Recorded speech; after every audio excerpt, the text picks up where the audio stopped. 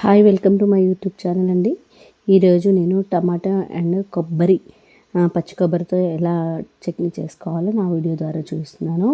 వీడియోలో చూపించిన విధంగా టమాటోస్ ఒక 4 తీసుకున్నాను, హాఫ్ కొబ్బరి ముక్క తీసుకున్నాను, ఒక 10 పచ్చిమిర్చిలు తీసుకున్నాను. అలాగే బాణీలో జీలకర్ర వేసేసుకున్న తర్వాత మీరు ఏవైతే పచ్చిమిర్చిలు తీసుకున్నారో ఆ పచ్చిమిర్చిలు అందులో వేసేసుకోవాలి. చక్కగా కొద్దిసేపు వేగనిచ్చాలి. పచ్చిమిర్చిలు వేగడం మనకు తెలుస్తుంది కాబట్టి అలా వేగనిచ్చిన తర్వాత కొద్దిసేపు కలిపేసుకోవాలి.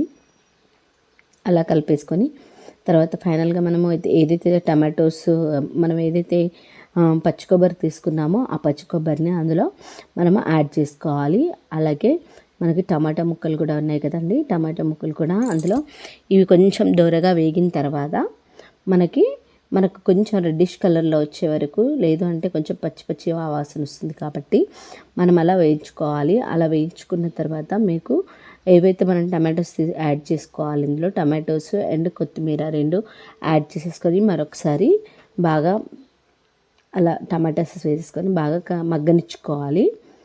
అలా చక్కగా మగ్గనిచ్చుకున్న తర్వాత కొద్దిసేపు మూతేసి ఉంచాలి. అందులో ఏదైతే కొంచెం మనం ఒక 5-6 రెబ్బలు నేను చింతపండు వేసుకున్నానండి. అలా చింతపండు వేసేసుకోవాలి. అలా వేసేసుకొని కొంచెం కలియపెట్టేసుకోవాలి. చక్కగా కొంచెం మగ్గే వరకు మనకి టమాటోస్ అన్నీ మనకు మగ్గే వరకు కొంచెం పెట్టేసుకోవాలి, మూత పెట్టేసుకోవాలి. అలా వీడియోలో చూపించిన విధంగా ఫాలో అవ్వండి. చాలా చక్కటి టేస్టీగా చాలా ఉంటుంది. మీరు రైస్లో కూడా తినొచ్చు, ప్లస్ చపాతీలో కూడా తినొచ్చు. నేను ఫైనల్గా మీకు వీడియో చూస్తే కానీ అర్థం కాదు ఇది ఏంటి ప్రాసెస్ అనేది, ఎందుకంటే నేను ఫైనల్లో చూపిస్తాను చూడండి. ఇప్పుడైతే కాసేపు మగ్గనిచ్చాను. కొన్ని ధనియాలు, నేను ఆల్రెడీ వేయించి పెట్టుకున్నటువంటి ధనియాలు ప్లస్ నువ్వులు వచ్చేసి ఇవి రెండింటిని పొడి చేసేసుకోవాలండి. మంచిగా గ్రైండ్ చేసేసుకోవాలి. చక్కగా గ్రైండ్ చేసేసుకున్న తర్వాత ఏవైతే మగ్గాయో దాంట్లో కాస్త మనము ఏదైతే గ్రైండ్ చేసుకున్నామో ఆ పొడిని అందులో వేసేసేయాలి. అలా వేసేసి కాస్త మనము పసుపుని యాడ్ చేసుకోలేదు, మనం ఫైనల్గా పసుపును కూడా యాడ్ చేసుకోవాలి. దీంట్లో పసుపు ఉప్పు కాస్త యాడ్ చేసుకోవాలి. వీడియోలో చూపించిన విధంగా చూడండి. నేను ఇప్పుడు కాస్త మళ్ళీ పసుపు వేస్తాను. ఇలా చాలా చక్కగా కలియబెట్టాలి. ఫైనల్గా ఇప్పుడైతే మనము సాల్ట్ వేసుకున్నాను. సాల్ట్ వేసుకున్న తర్వాత పసుపు కూడా వేసుకోవాలండి. పసుపు వేసుకొని మరొకసారి కలియబెట్టుకోవాలి. వీడియో స్కిప్ చేయకుండా చూస్తే అర్థమవుతుందండి. ఇలా చక్కగా వేయించుకున్న తర్వాత దాన్ని ఫైనల్గా మనము గ్రైండ్ చేసేసుకోవాలి. నేనైతే చల్లారిన తర్వాత గ్రైండ్ చేసుకున్నాను. అలా గ్రైండ్ చేసుకున్న తర్వాత కొంచెం ఆవాలు జీలకర్ర వేసేసి ఏదైతే నేనైతే ఎల్లిపాయ ఒక గడ్డ తీసుకున్నానో దాంట్లో కొంచెము జీలకర్ర వేసి మంచిగా దంచేసుకున్నాను. హెచ్చిపెచ్చిగా దంచేసుకొని దాంట్లో ఫైనల్గా అయితే మనము ఏదైతే చట్నీని గ్రైండ్ చేసుకున్నామో దాంట్లో మనం మిక్సింగ్ చేసుకోవడమే. మిక్సింగ్ చేసుకుంటే ఇంకా ఫైనల్గా మనకి చట్నీ అయితే రెడీ అయిపోతుందండి. చాలా చక్కగా ఉంటుంది. టేస్ట్ చేయండి, ట్రై చేయండి. మీరు కూడా ట్రై చేసేసి ఒకసారి టేస్ట్ చేయండి. ఎలా ఉందనేది కామెంట్ సెక్షన్లో తెలియచేయండి. చాలా చక్కగా టేస్ట్ ఉంటుందండి. నేనైతే చాలా బాగా టేస్టీగా అనిపించింది నాకు.